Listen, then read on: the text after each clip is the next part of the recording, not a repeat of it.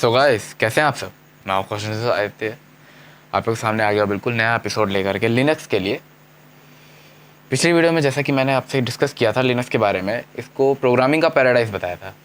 इस वीडियो में हम लोग इसके बारे में बात करेंगे कि आखिर ऐसा क्या है जो इसे प्रोग्रामिंग का पैराडाइज बना देता है, आखिर इसका आर्किटेक्चर कैसा है और इसे सीखना इतना ज़्यादा ज़रूरी क्यों है। पिछली वीडियो में मैंने जैसे कि वादा किया था कि इंस्टॉलेशन सिर्फ दिखाऊँगा, लेकिन कुछ वजहों से मैं इंस्टॉल नहीं कर पा रहा हूँ, नहीं बता सकता। उसको ज़रूर बताऊँगा आगे चल के, लेकिन अभी नहीं। अब आज की वीडियो इसी बारे में होगी कि मैं क्यों नहीं इंस्टॉल करना बता पाया, आखिर मैं क्या बताना चाहता हूँ लिनक्स के बारे में। मेक श्योर कि आप मेरा चैनल सब्सक्राइब करें, बाजू में बने हुए बेल आइकन को दबाइएगा ताकि मेरी कोई भी वीडियो जैसे ही ड्रॉप हो आपको तुरंत पता चले। मेरा नाम है आदित्य कुमार शर्मा, आप देख रहे हैं मिस्टर प्रोग्रामर शर्मा जी। बिना किसी देरी के वीडियो शुरू करता हूँ। Let's go for it.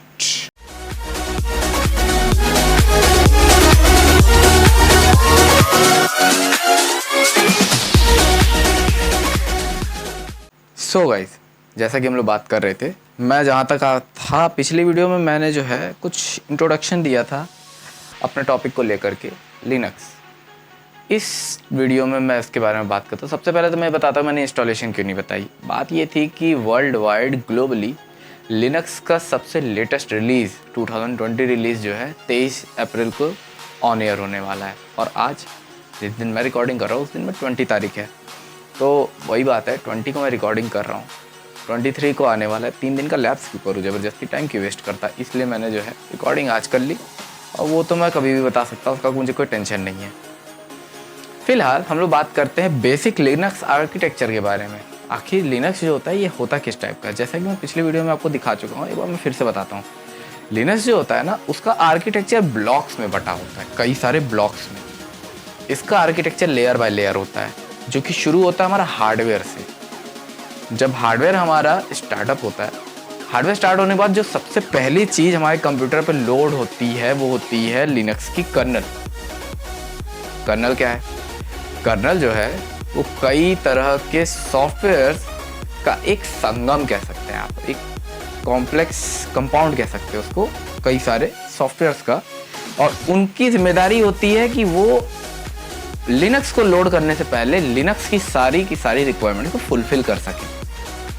वो एक सिस्टम सॉफ्टवेयर है जिसे हम लोग नहीं छू सकते, ना हम देख सकते हैं, ना ऑपरेट कर सकते हैं। वो अपने आप ही होगा जब भी लिनक्स ऑन होगा, जब भी लिनक्स चालू करने की कोशिश करेंगे। जैसे कि विंडोज़ में होता है, विंडोज़ का विंडोज़ बूट मैनेजर होता है, वैसे लिनक्स का कर्नल होता है। नेक्स्ट, लिनक्स कर्नल के बाद जो सबसे पहली चीज़ लोड होती है वो होती है हमारी, स्क्रीन पे देखिए आपको दिखाई देगा, दिस वन, द टर्मिनल।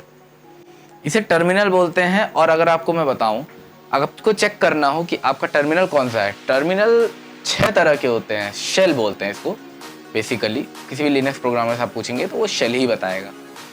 तो शेल होते हैं 6 तरह के होते हैं, जिनमें से हमें मेजरली 3 तरह के शेल्स जो होते हैं वो सबसे सामने होते हैं, बैश, कॉर्न शेल और सी शेल। हम इन 3 शेल पे काम करते हैं। हमारे सामने जो शेल है वो कौन सा शेल है हमें कैसे पता चलेगा? हम करेंगे एको डॉलर के सिंबल के साथ 0। अब ये $0 क्या है पहले आपको मैं बताऊं। $0 के पीछे कहानी है छोटी सी। $0 या कंप्यूटर में अगर आप प्रोग्रामिंग जानते हैं तो आपको पता होगा कि कंप्यूटर का इंडेक्सिंग जो होता है वो 0 से शुरू होता है। उसी तरह से कर्नल जो होता है हमारा, कर्नल के ठीक ऊपर होता है शेल। शेल को ये बात पता होती है कि कर्नल से क्या कैसे पूछना है। ये जो है ये $0 हमारा एक वेरिएबल है इंडेक्सिंग में। कर्नल के पास एक लिस्ट होती है कि वो लिनक्स को लोड करते वक्त सबसे पहले या सबसे आखिरी में क्या लोड करेगा। ये वही है, आप समझ सकते हैं कि मैं क्या कहना चाह रहा हूँ कि लिनक्स के पास पूरी जब लिस्ट है किसी भी चीज़ को लोड करने से पहले, और शेल ही उसकी जड़ है, तो सबसे पहले किसको लोड करें? ऑब्वियसली शेल को। तो ये इंडेक्स नंबर 0 है, ये शेल को एलोकेटेड होता है। तो अगर आपको ये पता करना है कि आपका लिनक्स कौन सी शेल यूज़ करता है, तो आपको बस लिखना है एको $0।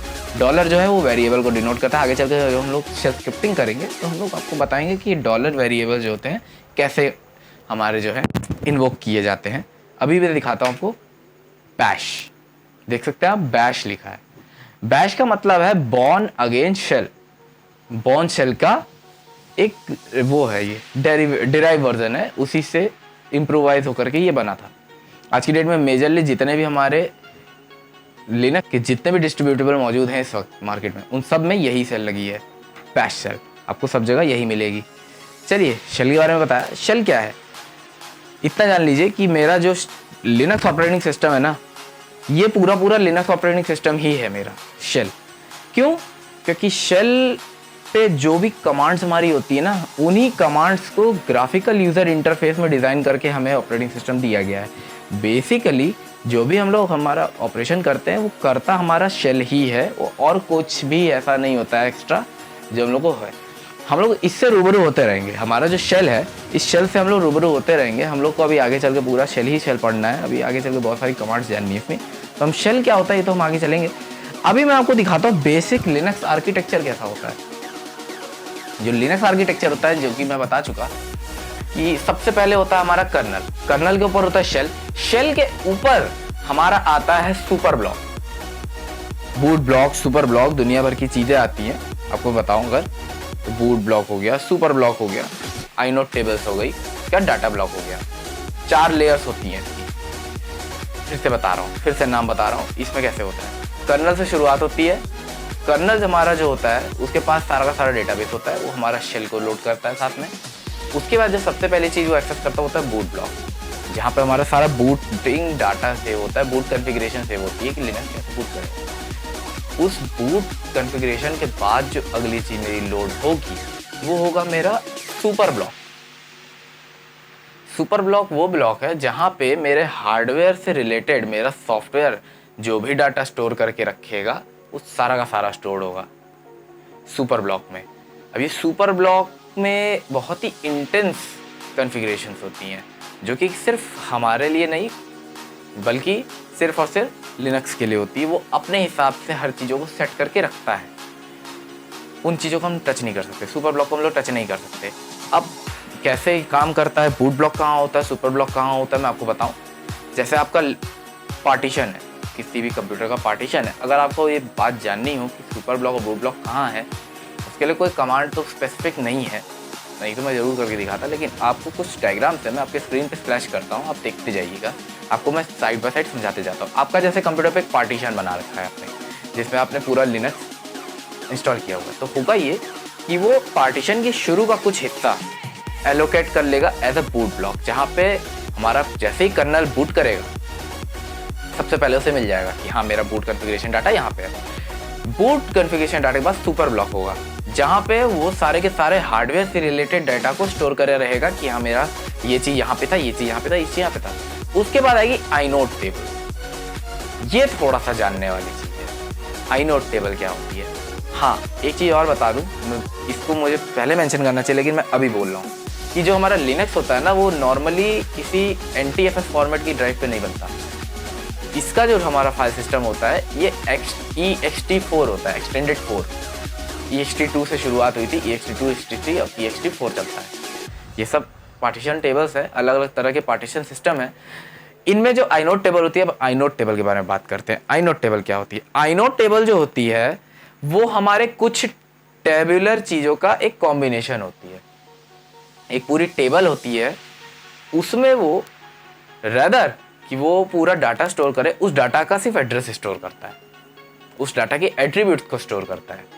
एक एक केबी का उसका ब्लॉक होता है वो, और उसमें कई सारे डाटा को स्टोर करके रखता है, लाइन बाय लाइन उसको स्टोर करता है। 10 ब्लॉक होने को 13 ब्लॉक्स होते हैं एक आइनोड टेबल में, जिसमें से 0 to 9 इंडेक्स अगर आप देखें तो उन 0 to 9 इंडेक्स नंबर के ब्लॉक्स में वो सारा मेटा डाटा रखता है, यानी कि उस फाइल का यूजुअल डाटा रखता है। 10th ब्लॉक, 11th ब्लॉक और 12th हो गया, यानी कि 11, 12, 13 वाले ब्लॉक पे वो हमारा लिंकिंग शुरू करता है सिंगल लिंक पे। अगर हमारा डाटा 10 टेबल्स को भरने के बाद भी ज़्यादा पड़ रहा है तो वो 11वें वाले में एक नई टेबल को लिंक करेगा, जो कि उसके बाकी के डेटा को स्टोर करके रखेगा। अगर उतने से भी काम नहीं चल रहा है तो फिर वो 12वें वाले में आएगा, वहाँ पे वो 2 टेबल्स को लिंक करेगा, एक टेबल और उससे लिंक्ड दूसरी टेबल, और ऐसे ही 13 नंबर पे आएगा वो, और 13 नंबर पे आकर के वो 3 टेबल को 3 लेवल पे, यानी कि एक पहला लेवल, उसके बाद वो दूसरे लेवल से जुड़ा होगा, दूसरा जो होगा तीसरे लेवल पे जुड़ा होगा, वो चाहे जितनी टेबल से जुड़ा होगा, ऐसे ही करते करते करते करते अगर आपको मैं बताऊं तो इसका जो साइज होता है लिनक्स के हिसाब से अगर देखा जाए तो वो 16 GB तक स्टोर कर सकता है। 16 GB ऑफ अ फाइल, एक सिंगल फाइल जो 16 GB साइज होल्ड करती है उसको स्टोर कर सकता है बड़े आराम से। कैन यू इमेजिन कितना बड़ा होता है 16 GB?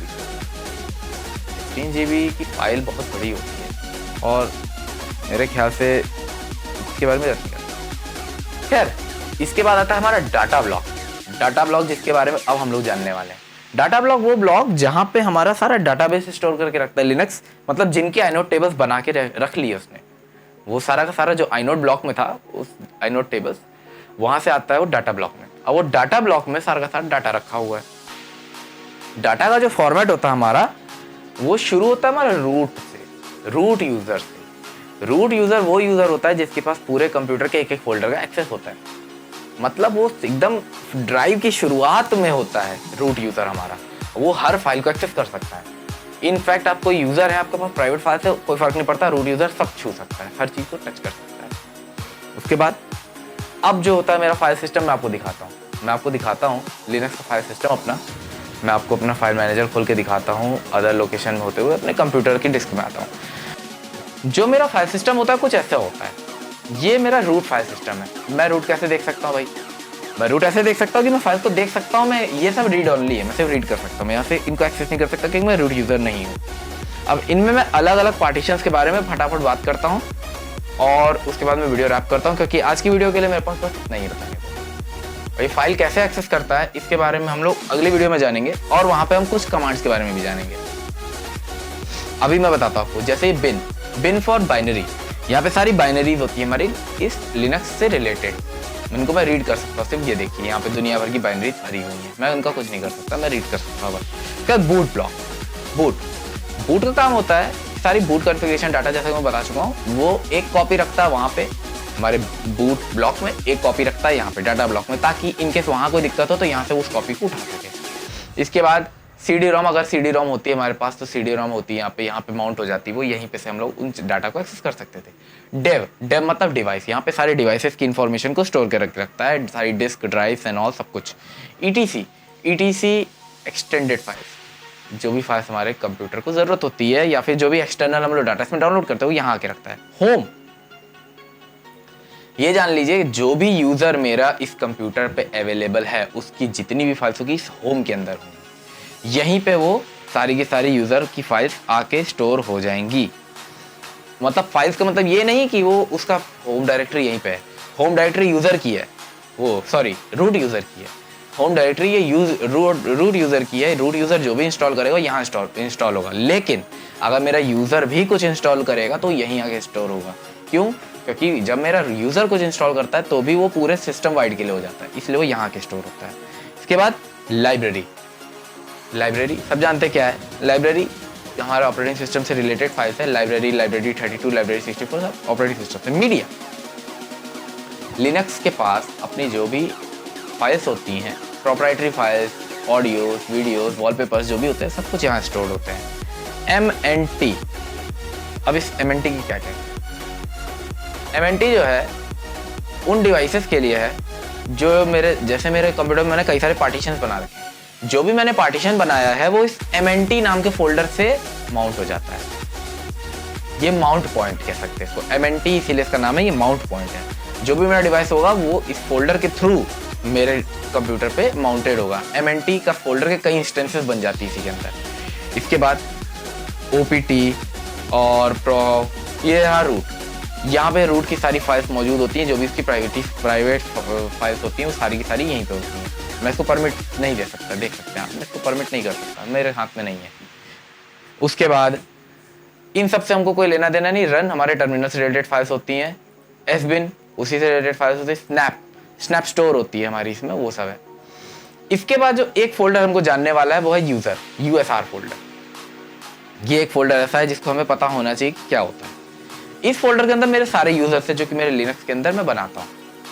देखिए जैसे कि ये मैं हूँ, ये मेरा फोल्डर है, ठीक। तो अगर मैं इसमें शेयर में जाऊँ तो यहाँ पे मैं जो भी इंस्टॉल करता हूँ अपने कंप्यूटर पर वो सब यहीं आके रुकता है, यहीं पे आके स्टोर होता है। ओके, सब कुछ यहीं पे आके स्टोर होता है। जैसे मैं यूज़र के अंदर आऊँ, यूज़र के अंदर मेरे सारे के सारे यूज़र बने हुए हैं, देखिए कई सारी कॉपीज़ बन जाती हैं इसकी। अब ये कई सारी कॉपी बनने की वजह है हर यूज़र के पास वही सेम फाइल होती है, इसीलिए लिनक्स उसकी कॉपी बना लेता है ताकि जब यूज़र यूज़ करे तो उसके लिए अलग हो और जब मेरा रूट यूज़र यूज़ करे तो उसके लिए अलग हो। इसका पूरा स्ट्रक्चर मैं स्क्रीन पे अभी एक बार फिर से फ्लैश कर देता हूँ, थोड़ी देर में आपको पूरा समझ में आ जाएगा। मैं एक बार फिर से इसको रिकॉल कर देता हूँ। मैंने ऊपर बताया सबसे ऊपर रूट, उसके बाद सारी की सारी डायरेक्टरीज इनका मैंने नाम लिया। उसके बाद आप देख सकते हैं वो डायरेक्टरीज कैसे ट्री में बटी हुई हैं। यूज़र के अंदर देखेंगे तो कई सारे यूज़र बने हुए हैं, उन सब के पास वो सारी की सारी डायरेक्टरीज जो ऊपर बनी हुई थी उनकी एक कॉपी सबके पास है। तो आप देख पा रहे होंगे जैसे कि आपके पास सब कुछ मौजूद है। और लिनक्स बहुत आसान है यूज़ करने में। लिनक्स इसलिए है आसान यूज़ करने में क्योंकि लिनक्स में हर फाइल जो भी आप देखेंगे हर कंप्यूटर पे सेम टू सेम होती है, सेम जगह पे मौजूद होती है। तो अगर आपने एक चलाया तो आप कई सारे लिनक्स को एक साथ ऑपरेट कर सकते हैं, उनको कोई दिक्कत नहीं होगी। सो इसी के साथ आज का वीडियो मैं रैप करता हूँ। आज के वीडियो में बताने के लिए मेरे पास जो था, जितना भी डेटाबेस आज मुझे बताने ज़रूरी था मैंने वो बता दिया, लगभग मैंने पूरा कवर कर लिया। फिर भी अगर कुछ कमी रह गई हो तो उसके लिए मैं माफ़ी चाहूँगा और उसे मैं अगले वीडियो में ज़रूर से पूरा करूँगा। एक बार मैं इस वीडियो को खुद भी ओवरव्यू ज़रूर करता हूँ अपलोड करने से पहले, तो मुझे पता होगा कि मैंने क्या छोड़ दिया, तो मैं उसे अगली वीडियो में ज़रूर से ज़रूर पूरा कर दूँगा। उसकी चिंता आप बिल्कुल मत कीजिएगा। अब इतनी बातें करने के बाद मैं आप लोगों को बता दूं, जैसा कि मैं चेक कर रहा था कि मैंने क्या नहीं बताया। मैंने क्या नहीं बताया, मैंने सिर्फ ये नहीं बताया कि लिनक्स को फाइल्स को एक्सेस कैसे करता है। मैंने जब हालांकि आइनोड टेबल के बारे में बता दिया, अब आइनोड टेबल से आप अंदाज़ा लगा सकते हो कैसे एक्सेस करता हो। समझ ही गए होंगे बात को। तो वीडियो पसंद आया हो तो वीडियो को लाइक कीजिएगा, चैनल सब्सक्राइब कीजिएगा, बाजू बने हुए बेल आइकन को दबाना मत भूलिएगा। मैं हूँ आदित्य कुमार शर्मा, आप देख रहे हैं मिस्टर प्रोग्रामर शर्मा जी, जहाँ पे हम लोग इसी तरह से लिनक्स के बारे में बात करते रहेंगे। मिलता हूँ आपसे अगले वीडियो में, जहाँ पे हम लोग इसके बारे में बात करेंगे कि आइनोड टेबल्स कैसे काम करती हैं और हम लोग उन आइनोड टेबल्स को जानने के बाद कुछ बेसिक कमांड के ऊपर काम करेंगे। तब तक के लिए अपना ख्याल रखिए, अपनों का ख्याल रखिए। पेंडेमिक में थोड़ा घर से बाहर कम निकलिए। मेरा नाम है आदित्य कुमार शर्मा, मिलता हूँ आपसे अगले वीडियो में, तब तक के लिए